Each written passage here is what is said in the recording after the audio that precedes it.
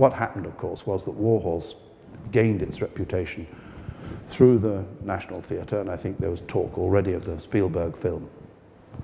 And I think it was felt this was the moment to put on an exhibition about the horse in war, but not just Warhorse, going back in time. Warhorses as far back as we can trace them in terms of their connection with the military and warfare.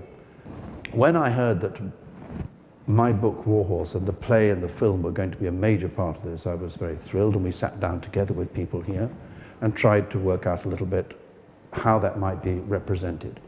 I have to say, I'd love to be able to say that all the good things you see in here were entirely my idea. Not true.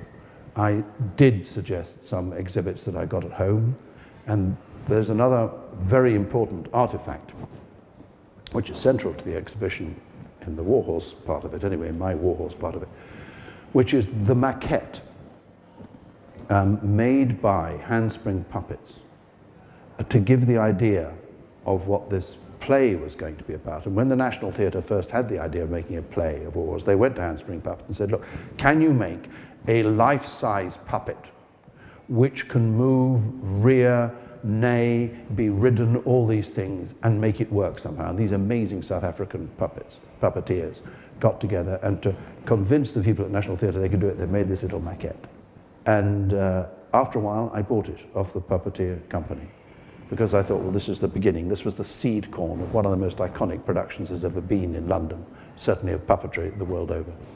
And so that's here.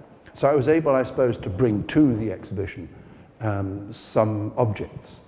But ideas, no. I think I have to say that the ideas are hugely theirs, and the inspiration and the creativity is their skill, not mine. I just was happy to be associated with it. I think any museum exhibition, or film, or book, or play, or whatever it is, the whole purpose of it is to extend your knowledge and understanding of the world around you, and particularly for young people. And what will they have seen for the first time? They will have seen images they probably can't even believe about how horse and man fought battles together over the centuries. And all this comes together, and what it does is to provoke thinking. And above all, when you walk out of this museum, when you walk out of the theatre, when you close the book, when you've seen the film, I love people to be thinking. Not to think, oh, that was really interesting, let's go to the next one. It should be troubling. And maybe there'll be some people who will come out of here and they'll be in tears. In fact, I know they have been. And that's important, because the suffering of the people who have done this through the ages. And particularly in the First World War, I think what was interesting about the First World War is that so many of the soldiers who went weren't soldiers really at all.